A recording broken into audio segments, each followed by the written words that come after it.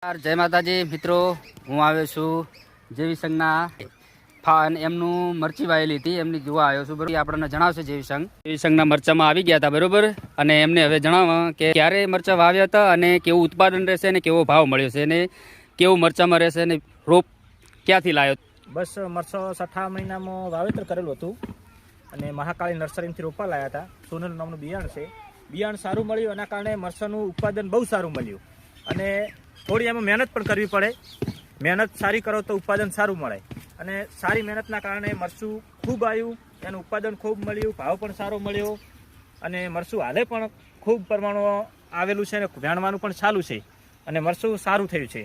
આ સાલ પોર કરતાં થોડું સારું મરચું બન્યું છે એટલે આવતો થોડી વધારે મહેનત કરીશ.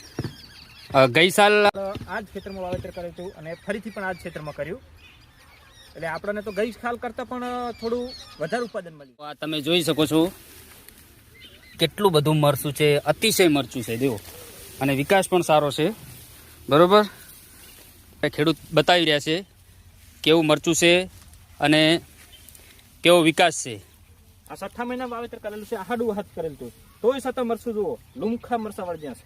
વિડીયાના માધ્યમથી અમે બતાવવાની કોશિશ કરીશું કે આપણે પણ તમારે પણ ઉત્પાદન સારું મેળવવું હોય તો સારી મહેનત કરવું પડે, સારું બિયારણ લેવું પડે અને એમાં સારી એવી મહેનત કરવી પડે, સારી દવાઓ નાખવી પડે, સારા ખાતર નાખવા પડે, તો તમને ઉત્પાદન સારું મળી શકે છે. જય જવાન જય કિસાન. અને તમે આ મરચામાં કઈ દવા વાપરો છો અને એ અમારા ખેડૂત મિત્રોને જણાવશો.